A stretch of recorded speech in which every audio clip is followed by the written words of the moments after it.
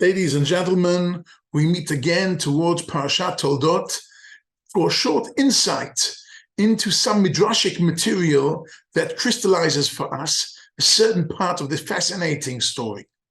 Well, we all know the story that Yitzchak is about to pass away from this world, and he wants to give over the bracha, the blessing, to his beloved son Esav.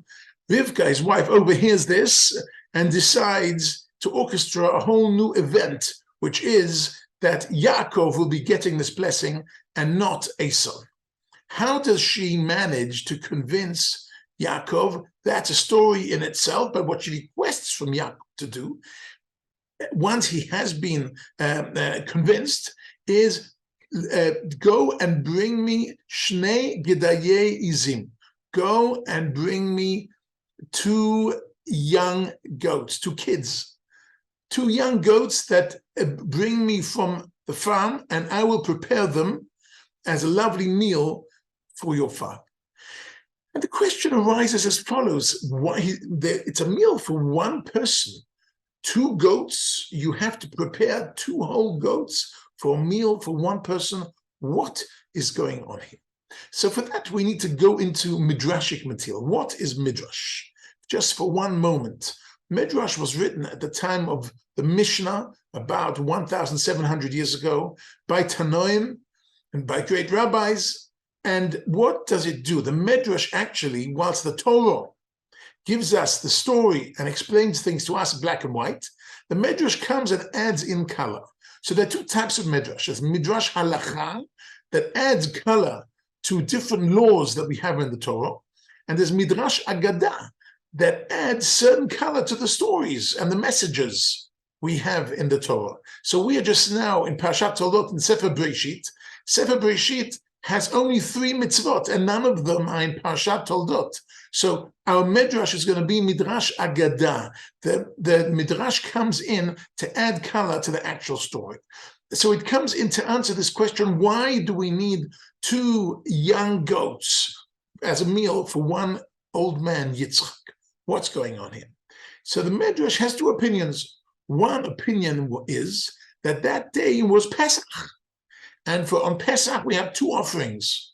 One is the Pesach offering, and one is the Chagiga offering, which is to show our happiness. It's a happy day. We sit at the Seder table with a lot of food, and we are actually passing on the tradition. We're passing on to the next generation the stories of Yetziat Mitzrayim and the stories of our family and the stories of Judaism, and we talk about Jewish continuity. And it's a great chag. It's a great celebration, and therefore we have a lot of food at the table, and we have 2 sacrifices: the Korban Pesach and the Korban Chagiga.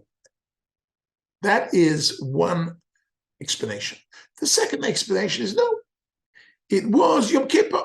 It was Yom Kippur, and on Yom Kippur there are 2 young goats being sacrificed. Seir echad l'Hashem, v'seir echad l'Azazel. One is brought up as an offering to Hashem, and one is not, is being destroyed, and none of them are being eaten because it's Yom Kippur today. So what is actually happening here? The 2 different ideas are not simple. They're actually telling us there are 2 different events here. One says it was Pesach, and one says it was Yom Kippur.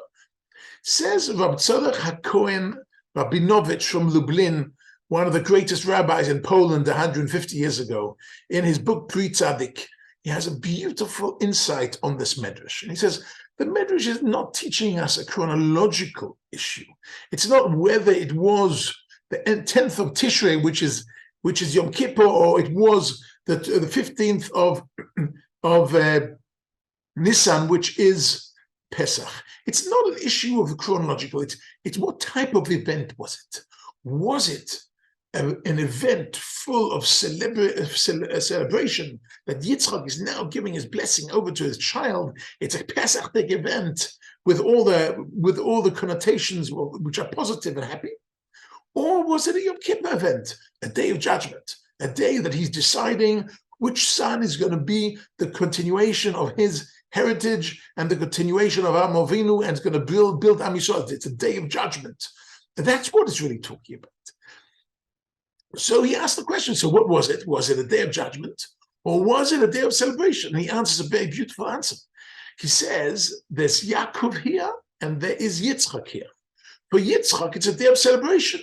For Yitzchak, it's Pesach. He's passing on his blessing to the next generation. For him, it's a big celebration. For Yaakov, though, Yaakov knows that he is swindling his father and making him think he's Esau, and he is going to be judged on this, and he hopes to be judged favorably about this, although he's doing what his mother told him. So he's doing kibbut av va'em. But all the same, he knows this is something difficult, and therefore, for him, it's a Yom Kippur event. For him, it's a Yom Kippur event, which I think is a profound idea, and that's how we come about this machlokes. In fact, this idea we can take further to other midrashim. For instance, the Talmud in Rosh Hashanah, Daf Yud Amud Bet, has the following machlokas as far as when was the world created. And we have Rabbi Eliezer and we have Rabbi Yeshua. Rabbi Eliezer says in Tishrei, which is Rosh Hashanah, the world was created. And Rabbi Yeshua says, no, in Nisan, which is Pesach time, the world was created. So also there, the machlokes, the difference of opinions is not chronological. When was the world created? The question is, what type of event was the creation of the world? Was it a Pesach event or was it a Rosh Hashanah type event? What is the difference? The difference is, what is the ultimate outcome of this world? When you create something in the very beginning, you want to look at the final outcome.